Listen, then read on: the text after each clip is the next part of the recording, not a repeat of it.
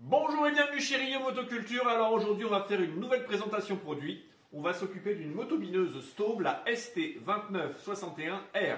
C'est un nouveau produit dans la gamme pour 2023. Elle reprend entièrement les caractéristiques de la ST2960 qu'on a eu au catalogue pendant plus de 10 ans. Mais par contre on a un équipement supplémentaire, c'est-à-dire le guidon réglable en hauteur et en déport sans outil.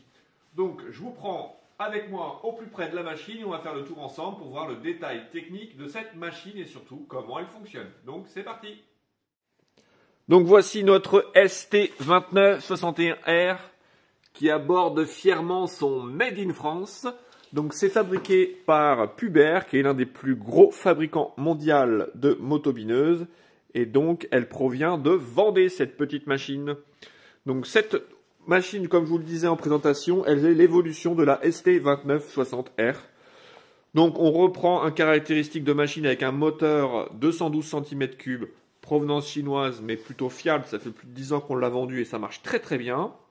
On est équipé ici d'un ensemble de 6 fraises qui représentent 80 cm de largeur.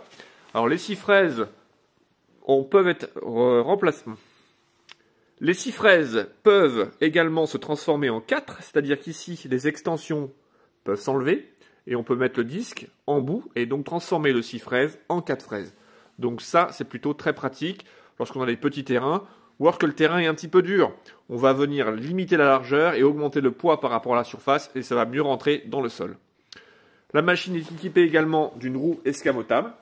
Donc on a deux positions. Position ici, transport. On va lever le guidon pour pouvoir mettre le poids sur la roue et on va pouvoir tirer la roue pour la mettre en position travail, c'est-à-dire ici bloquée dans la petite cannelure qui se trouve ici. Donc je vais voir pour vous faire la manip. Je vais basculer un petit peu le motoculteur pour libérer la roue. Je tire, j'installe, là je suis en position travail. Je la remets en position transport, tout simplement. Donc ça, c'est assez simple. Ici, on est sur un entraînement par une courroie qui se trouve à l'intérieur du cache bleu. On vient directement sur un boîtier inverseur et entraîner ensuite une chaîne que l'on va retrouver dans ce petit cache. Ici, le cache est démontable. Donc, si vraiment on casse la chaîne, il y a un petit peu de boulot, mais on peut y accéder. On peut venir changer la chaîne et les roulements qui se trouvent à l'intérieur. Donc, la grosse nouveauté de notre machine, c'est ce guidon réglable en hauteur et en déport. Donc, l'intérêt de régler le guidon, pour moi, le plus intéressant, c'est plutôt la hauteur. Avant, il fallait démonter un boulon pour pouvoir actionner la hauteur en 4 positions. Aujourd'hui, on desserre complètement la manette. Alors, pas à fond non plus, mais on va la desserrer pour la libérer. Et là, on va pouvoir organiser un réglage de hauteur. Donc, je vous refais la manip. Pour le réglage de hauteur, je desserre. Je le repositionne à la hauteur où je veux. Je viens resserrer ici. Donc je vous le disais, pour le transport, c'est pratique. Pourquoi? Parce que là, il va falloir que je lève assez haut mes bras pour pouvoir transporter la machine. Alors que si je desserre et que je rebaisse davantage, voilà. Ce qui va se passer, c'est que je vais me baisser, mais là, j'ai les bras tendus et je ne force pas du tout pour lever mon motoculteur. Et ça, c'est très pratique. Concernant le déport, donc je vous parlais que ça va pouvoir se décaler par rapport à notre zone de travail. Donc, je me décale légèrement.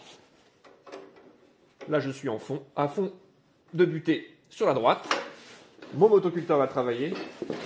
Et moi, je vais pouvoir me retrouver sur le côté, à côté de la zone de travail. Et ça, c'est le côté intéressant de ne pas remarcher sur ce qu'on aura déjà travaillé.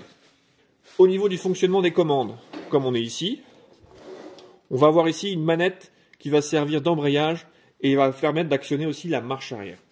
Donc j'appelle pas ça la manette de marche avant, j'appelle ça vraiment une manette d'embrayage. Pourquoi?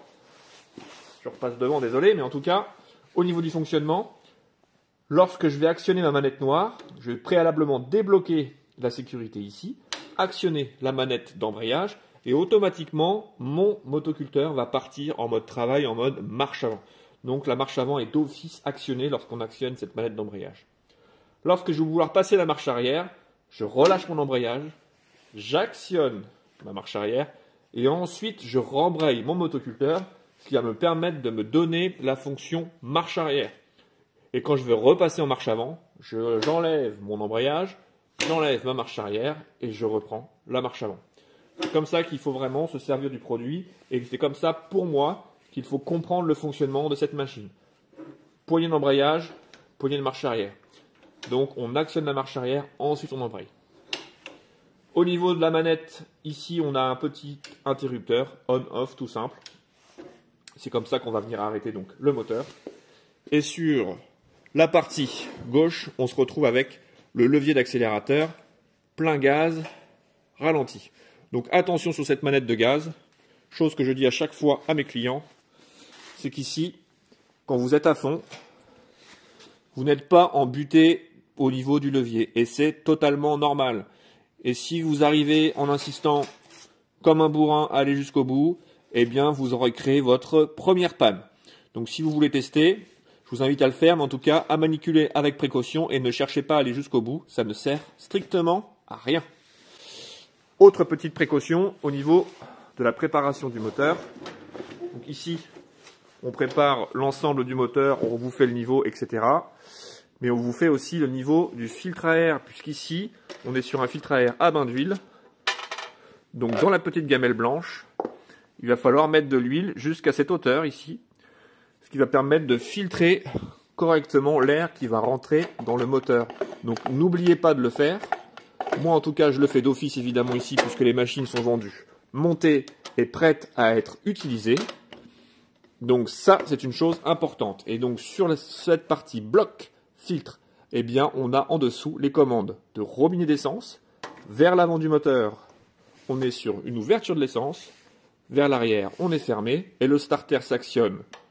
Ici, il est enlevé. Ici, il est actionné.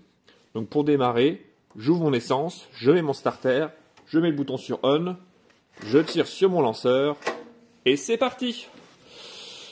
Donc produit vraiment super intéressant en termes de qualité de travail, en termes de comportement sur le terrain. C'est notre best-seller en termes de motobineuse. Enfin, son prédécesseur, le 2960, c'était le best-seller.